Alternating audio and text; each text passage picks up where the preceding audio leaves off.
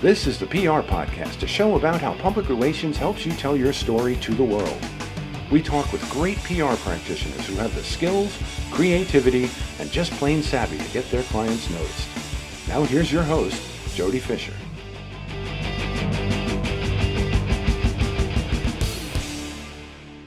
Hey everyone, and welcome to the PR Podcast. I'm Jody Fisher. Thanks for joining us. Well, have you got yourself your PR podcast plug yet? We've been mentioning this at the top of almost every show recently, and it's something that we created to let PR people who may be bad at promoting themselves, like me, promote themselves. Send us a DM on Twitter at the PR Podcast. Let us promote your passion project. It's your side hustle, right? It's your blog, it's your TikTok, it's your newsletter, it's your something that you do in your spare time, if you have any spare time. And that promotes you and what you do, or what you believe in, or what you're passionate about. It's your thing, right? It's the thing that gets you out of bed in the morning. Send us a DM on Twitter at the PR Podcast and let us get you a PR podcast plug. Now, we have a great guest today and someone who I have a past with. Let's get right into it. Jolene Travis is Executive Director, Public Relations and Editorial Communications at Pratt Institute. She has spent the last 2 decades working with forward-thinking nonprofits that specialize in art, architecture, design, culture, social justice, and higher education. She's worked to develop visibility campaigns that inspire diverse audiences and elevate public awareness through consistent messaging, storytelling, media outreach, brand marketing, content development, web, public programming, advertising, community, and government outreach. She does it all. Winner of a national recognition by PR Daily's Awards Reputation Crisis category, and she's moderated Spotlighting the Arts, a panel discussion featuring beat reporters at the CIC AASCU conference. Jolene, welcome to the PR Podcast. Thank you, Jody. It's great to be here. All right, now we perched everybody on the edge of their seats right here when I said that we have a past. So you and I worked together. You were my client way back when you were working at the Cooper Union in New York City, and I was working at for Howard Rubenstein at Rubenstein Communications. What was that? There was the higher ed experience that you have. Now you're at Pratt, also higher ed, right? Yep.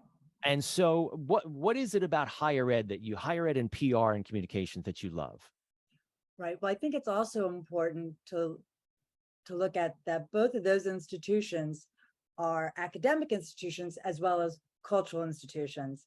And with that, it comes so much opportunity for thinking creatively, brainstorming, and with that, a whole host of reporters and different ways to think through PR. The possibilities are endless.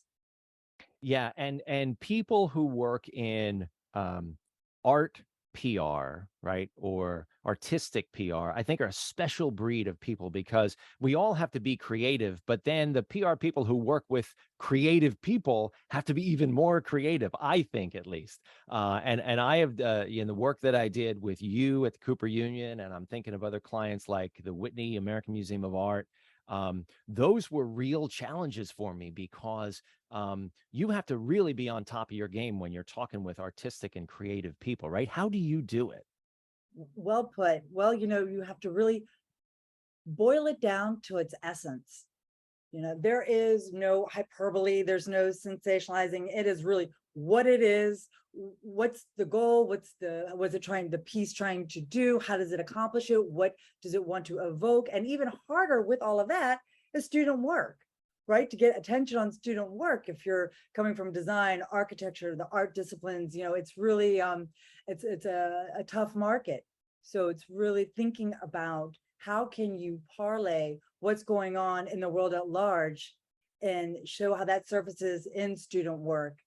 And that was a really important part during the pandemic, thinking about how our students were trying to create a more equitable society, a better New York, when everything was hard-hitting news. And so that was a moment where I had to think, we're going to have to change the culture here. It can't just be about media placements. We need to think broader. We need to go wider. So of course, during that time, it's funny, I had my one-on-one with the president, and we were just having a conversation like, how will Pratt be remembered in history during the pandemic? So I was like, so, start working with your deans or your stakeholders, whoever, if you're in an agency or if you're in-house, and start getting that arsenal of content. So then, yes, you're getting your stories to pitch, which is great, but we know it's a crowded market, and the newsrooms are short staffed, so that's a tough push. Then thinking about your website, your editorial articles that you can push, your social media, all these things are great. And of course, thinking of your president and moving, well, for our instance, it's a woman, moving her out there on podcasts and talking about the key messages of the campaign that came to be. How is Pratt making a difference during the pandemic? But then Jody, it kind of a light came on, and he's like, that's what I'm using in my PR toolbox. What's beyond my PR toolbox? What else can I do that I can't do alone? For our team, we would have to partner. And that's when it came to public programs. That is a great way to work with building your target audience and bringing them in. If the New York Times was unable to write our story of the good things that we were doing, let's turn it around and let's bring it to the New York Times. Let's bring them in. And so we had a public program that was attracting the architecture critic, Michael Kimmelman, who had just written the review on the Little Island. And for those who are outside of New York, it's this iconic, beautiful public open space on the Hudson River. And so with that, it was a great opportunity to showcase our faculty member who was a principal designer for the Little Island. So that was great faculty expertise, and bringing in that audience. And how we did it was, of course, our hometown, Jody, our hometown newspaper is the New York Times, right? So we're going to do our banner ads for, some advertising there. But what moved the needle was the local sponsored content, the Gothamist. We were able to really get our message out, flesh it out, really tell our story, talk about our faculty expertise, and connect all those dots about what we were doing during the pandemic, while bringing 60% of our event registration in, just through that sponsored content. So that's just one example of how we can think outside our PR toolbox by partnering. The other example is, I'm thinking to myself that our students are working on projects about the pandemic and equity. I am sure that our competitors, peers, right? They're called that our peers are having, their students are thinking along the same lines. So I picked up the phone, and I started calling my counterparts at local colleges. And, through listening to what their students are working on, I created the social media campaign, Those Ring a Spotlight, pegged to graduation time. What are the designers of tomorrow thinking about? How do they want to make a difference in our city? And then I started thinking about, we could go to the New York Economic Development Corporation. They have social media feeds. Isn't it of their interest to think about how higher ed and designers are trying to envision a better tomorrow? And then there's New York Forever, other nonprofits, our local business improvement districts, the industries. We have our annual NYC by Design event. So once again, just trying to think about public relations is much more than media placements. We are the public awareness strategy. You bring up a point that I am just absolutely in love with, which is the connective tissue of public relations, right? And as you said, it's not just about media hits. It's not just about picking up the paper, turning on the TV and seeing that story about your client. It's really about building relationships and seeing the connective. I'm almost envisioning the detectives bulletin board, where they've got all the pictures of all the suspects and the strings that are connected to this guy's connected to that guy, connected to that guy. But it is true. And you outlined it really terrifically of how all these different seemingly disparate entities and organizations, whether they're media outlets, business improvement districts, NYEDC, you name it on down the line, are all connected because we all live in the same community. We all live in the same place, and we all have, at the very least, overlapping interests by virtue of both geography and subject matter, which you and I both know are the two criteria that reporters use when they're deciding whether or not to cover a story. And so great to hear you outline how you went beyond just the media placements to create. It's almost like a snowball rolling downhill, where you created a relationship, or you did a thing, and then it picked up this organization as it rolled, and that organization as it rolled, and pulling people in and giving them something to sort of feel a part of, right? Totally. And I think that's really, you've mentioned your experience in agency and in-house. And I think that's a wonderful conversation to have. One of the, working in academia, to get back to your earlier point, is as if you're working in an agency. So we're the in-house crew. We don't have comms people in each school. So we are the entire institution, 5 schools, research centers, exhibition platforms, institutional advancement, student affairs. We're doing it all. And I think it's really important, the skill of consensus building and working to fostering those relationships. But it is that diversity. And that's what's something that's really fun that I appreciate coming from agency background. That's where you're really learning, you're earning your stripes. Right. I remember, doing my media list and briefing packets for a range of different clients, but how that prepared me for the career that I'm in today, because it's a transferable skill set. You just connect it with your passion. Now, at the same time that you're doing all that, you need to have strong relationships and strong partnerships, both internally and externally. And I know that one of the things that you're passionate about is how you strengthen those internal partnerships and leveraging an agency, or leveraging all of the resources, let's say, that you have at your disposal to achieve that goal. Are there any other things that you did to sort of create that connective tissue and leverage all the things that you had at your disposal? Yeah, exactly. I'm sure almost everyone can relate to this on the call. If you're in an interview, or if you're having a meeting, or if you're networking, what have you.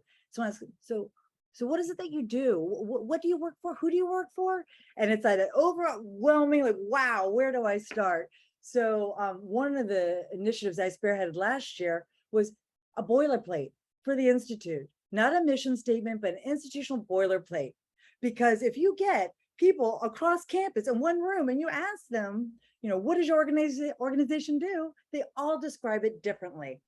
And so that's why, I went out on campus and I did a lot of listening, and then worked with a team, built a boilerplate, and then shopped it around. So it was inclusive. Everybody, it was key. Everybody had to see themselves in the boilerplate. And so, of course, got it approved with senior leadership, et cetera. And now it's on the website. And what a guiding tool that is, because you're not only having to socialize it, right, making sure that people know about it, but then you have to sell it. People need to use it. It doesn't matter if people aren't using the material. So then I started doing a bit of a roadshow, right? Going to the provost office, going to all the different stakeholders, and you can apply that to your own company structure, and then walking them through how they use it. If you're applying for a grant and they're going to ask it, what is Pratt? Well, here you go. When the president gives an intro remark at an event, this is how we describe who Pratt is, or an exhibition mounting on the wall, whatever it is. There's so many uses. But if we aren't talking about it internally the same way, sure enough, externally, they're not talking about it in a cohesive way. Absolutely. And for the sake of describing it, right, the boilerplate is what most PR people think of as that last paragraph at the bottom of the release. As you said, here's who we are, here's what we do. But I think it's terrific that you are looking at it beyond the scope of just that simple press release or that thing.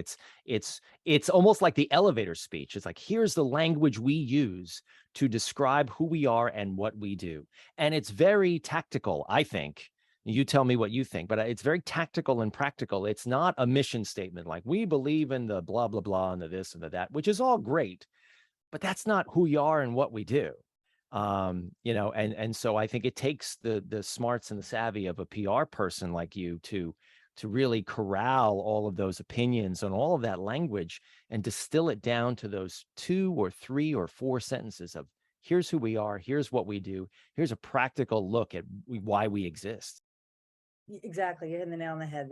That's exactly right. And it's been so helpful to take that approach and then transfer it to another project.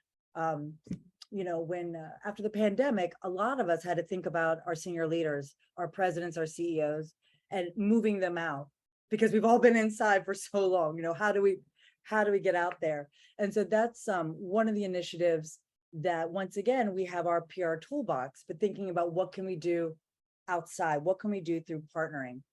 So in terms of moving the president out, it's identifying our key audience, right? That's always our first step. And for this project, it's going to be business leaders, financial leaders, people who are going to want to invest in your company organization, and your elected officials, right? You want them to know who you are. You want them to put funding into your sector, and community partners. So the first step, as we all know, is going to be, try to secure media placements. And Jody, as a wise man once said, you got to fish where the fish are. So we had to, we're looking at those publications that those people are reading, right? We're going to where the business and financial people are. But then thinking about the networking events, no matter where you are, across the US, there's going to be a Cranes power breakfast. There's going to be something that's related in your area. And how do you prep your president or CEO to go into that meeting? And, for me, I consider myself the wedding photographer, because I'm walking around, I'm looking who everybody is in the room. I'm pulling over, I'm prepping the president. I'm giving her like the elbow pull to get her over, just discreetly as I possibly can. But I am working that room. And and how you can tell it's successful is if there's follow-up afterwards.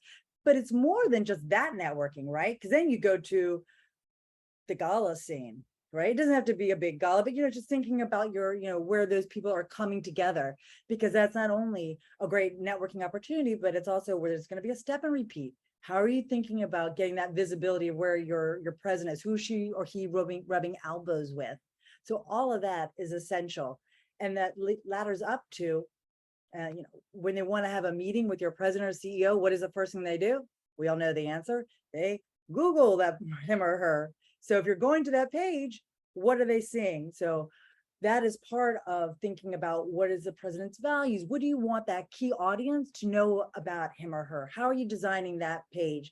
And that's something that's ongoing where I'm working now, trying to map out where are those clips to showcase our charismatic president, where are those pull quotes. And so that's a really exciting initiative. So those are things that we're doing on our team. Now, as I said before, going beyond the toolbox, how can we partner? Well, once again, public programming. Who can you think about that about in your network that you could put together an event with? Because at that moment, you're not only picking your panelists and your speakers and your moderators, if it's a reporter or if it's someone in the business financial world that you want, or your key audience that you're trying to meet with or having trouble getting to, or a politician, maybe there's a request for them to serve on this panel. And then when you have that lockdown, think of the audience, your target audience that you can bring in. There's so much possibility, and follow up with receptions that you could really get your leadership in front of all the people that you've been working so hard to build bridges toward and connecting. And then the last one is something that, is sometimes in the PR wheelhouse, sometimes it's more in public affairs, but it's really beautiful when we can meld the two together, working with lobbyists. Thinking about who do they know, the movers and shakers, the key influencers. And so when you have all of that internal and external partnering working together, you can really do something and lift up your senior leadership. I hope people have been taking notes for the last couple of minutes here, Jolene, because everything that you just mentioned are so important to seeing the big picture of what public relations actually is. And I think it can make the field of public relations so much more exciting, especially to a general practitioner like me, someone who is not necessarily just focused on media attention, but in fact wants to move the needle for a client. And I have several not-for-profit clients, especially, really love the kind of things that you were just talking about how can they get connected with the right audiences to affect support, however they define support, whether that's volunteer, whether that's money, whether that's grants, donations, what have you. So terrific stuff. Now, you also, I know we always talk about PR people measuring impact and how you actually show, hey, we're doing this. This is having an impact. And it's very easy to point to as you said, the story in the New York Times, or, the grant that comes in, that actually gets funded or whatever. Are there other ways you like to manage impact with your leadership? Oh, yes, that's one of my favorite questions. Going back circa 2017, right? Doesn't seem that far, but yeah, it seems very far at the That same. was forever ago.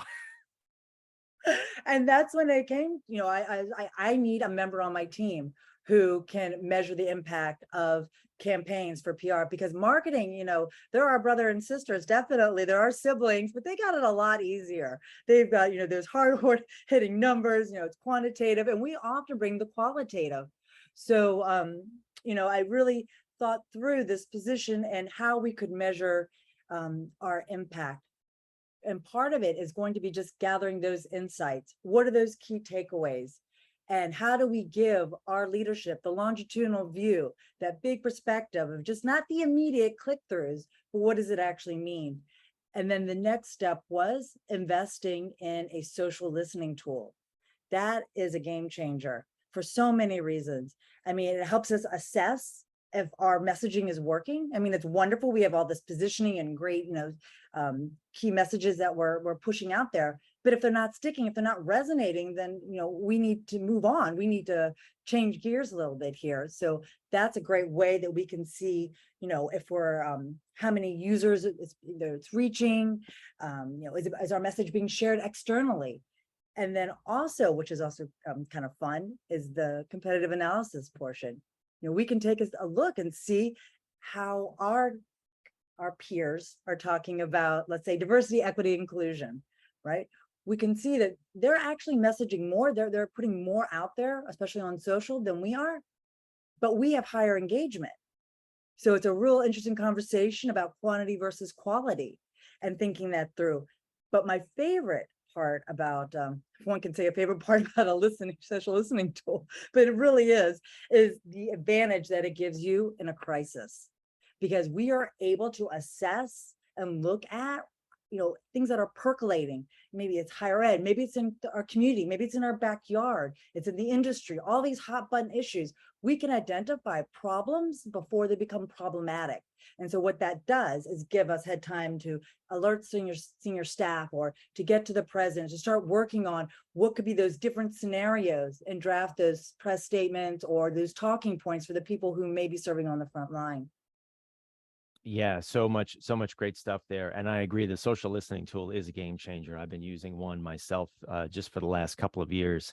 And just to see the things that you wouldn't normally see, and to have a tool like that actually connect the dots is really terrific, because I think it also goes beyond the vanity metrics, the likes and the shares and the, things like that. Yes, it can deliver you the comments, but it can really also, I think, like I said, connect the dots of what's going on, and the competitive analysis. So long as you don't get caught up in chasing the dragon of, well, we got to be better than them, or, well, they did that thing, we got to do that thing too. You can at least have a view of the landscape and knows kind of where you fall, so you can occupy the space you want to occupy. And I think that's the most important piece, at least for me, and when I work with my clients, about when we look at competitors, peers, as you put it, and you're right, they're peers. But everybody loves to say competitors because everyone's so competitive. It's important to understand, okay, we occupy this space. They're over there, they do this, they do that. And that's all well and good. That's fine. That's the way the universe should be, right? You've got to focus on your thing, but know that you're doing your thing and you're doing it well. I think that's the piece about the social listening and the competitive analysis. So that is really terrific. Now tell me, you do all this as like a 1 or 2 woman show. Because you also brought up the concept of being spread thin. We've heard a lot in the last 15, 20 minutes here about everything that you do. Are you managing this with a team, or how much of this is on your plate? Oh, yes. No, I have a wonderful team, but it's important to think about the size. Probably like a mid-sized college, and we have we have a writer, we have a media person, probably like one of each, one person looking at the metrics, and a copy editor, and looking at how this all comes together. We have a couple of freelancers that we can keep on speed dial, because it's really important. If you're not telling your story, who else is, and getting it out there. But a lot of our work is done through partnering, and it's a great team. But you need to have one in these days, that's nimble and that can think, okay, this isn't working, but what else could we be doing? Because a lot of times, Jody, as you've talked about with other guests, you may not get that press placement, but how can you find something a home? You can find it a home. And there's different ways to think about it. And in fact, that's part of the culture change, because, when you meet with clients, they often say, I want a press release, right? That's the first thing that they say. And you're like, well, talk to me about what you're trying to do. And then you're like, okay, so you want people to come to your event or your exhibition, or you want them to know about your news. Well, that's visibility. Well, for just, for not a lot of money, you could really boost and blast that out on social media and get that recognition. A press release, or, it's just one email that goes typically to one reporter in the hopes that person writes. We all know it can be a little bit more complicated and thorough than that, but that's the essence. And if it's buzz you're looking for, there's other things outside of the PR toolbox. 100% agreed. This has been a wonderful conversation, Jolene. And like I said, I'm hoping that people took notes, or at the very least will rewind and listen to this again, because I know that I will be. So thank you for sharing all this with us. We are going to segue now into the rapid fire question portion of our podcast. You told me you're a listener, so you know what's coming here. So let's just jump right into it. Rapid fire question number 1. What is your favorite news source? It's a cocktail, Jody. I can't go to just one. I would have to say, if I'm doing local news, it is The City. That is an amazing newcomer to the field. And what's so great about their local coverage is that you will see their coverage impact change. I don't want to call a particular mayor out, past or present, but you'll see that the city broke a story, and the next day there was some changes happening. And what's really cool about the city is that, as we know, as newsrooms have been shrinking, the Cranes reporters, the Wall Street Journal local reporters are now writing for the city. So I'm not doing their PR, but it certainly sounds like I am. For culture news, great source. Yeah, great source. Go ahead. For culture news, Surface. I love their e-newsletter. I feel like I can get that roundup, and I'm getting it all: design, art, architecture, beyond. I'm really feeling that that's a wonderful source. And then my last one, because everybody reads the Times, but for the weekend read, the Wall Street Journal. They've come a long way. I get a lot of good ideas and leads from the Journal nowadays. That's great. Great to hear those and sources that we normally don't hear. So it's nice to hear a little bit of variety in these answers. Rapid fire question number 2 for you. What is your favorite social media platform? I have to go with LinkedIn. I think it's an amazing resource tool, just eye-opening. What you can learn, what you can see, connect with people. It's a wonderful platform. Every time I think LinkedIn is getting boring, it surprises me. That's what I like about it. So true. It's never the same platform week to week. I think it's really amazing. Mm-hmm. Rapid fire question number 3, and you're a New Yorker here: coffee or alcohol? 1 in the morning, 1 in the evening. You can pick which one. Very good. Very good. That's a good answer. Rapid fire question number 4. Also, come on, a New York answer here. Your favorite on the run food? Well, it's not my favorite food, but if it has to be on the run, right? It's going to be hard-boiled eggs. It's kind of sad. But you know what? If you're working at an event and you don't have time, that is a great thing to put in your bag. You can hide in a corner if you need to. And then you've got some dinner. Because somehow all events are from 6 to 8. And I don't know about you, but I certainly get hungry at that time. Absolutely. Rapid fire question number 5. What do you want to be after you finish this career? So, it's interesting because I've dedicated my career to cultural institutions and to people who bring in new ideas. I find that so exciting. So travel is a big part of who I am. I've been to more than 30 countries. And so I definitely see that continuing when I'm retired. But I think it's also really important to note that, culture is something that I'm instilling in my home as well. My 7-year-old child has been brought up speaking French, even though my husband and I, we have no French lineage. I was just a French minor at Parsons in Paris, and we have 100% French household. So in retirement, I see my husband and I, we've been talking about, retiring in France and using that as our launch travel pad. That is very cool. I am a French dropout. No, it's not a language. And even worse, I did so poorly in Latin in my first year of college that my professor told me that they would pass me as long as I never took Latin again. So not much in the foreign language department, but I love the plan. I love the plan that you and your husband have. Well, Jolene, this has been a great conversation and terrific rapid fire question answers too. Please let people know how they can find you online. Yeah, absolutely. On LinkedIn, Jolene Travis, and on Twitter, Jolene Travis 17. All right. Any significance to the 17th? Since you threw it out there, we got to ask. No, it was given to me. Okay, there you go then. Very good. Very good. Well, thanks again, Jolene. Nice to talk with you again after all these years. And thank you, everyone, for listening. Please remember to subscribe to the show. Connect with us on Facebook, Twitter, Instagram, and TikTok at The PR Podcast and send us a question or a comment. Our intro is by Christopher Appold. You can find him and his fantastic photography on Instagram at Christopher_APPOLDT. Check him out there and hire him for all your photography needs. You can find me online at Jody Fisher on all the socials and on the web at jodyfisherpr.com. We'll see you next time on the PR Podcast.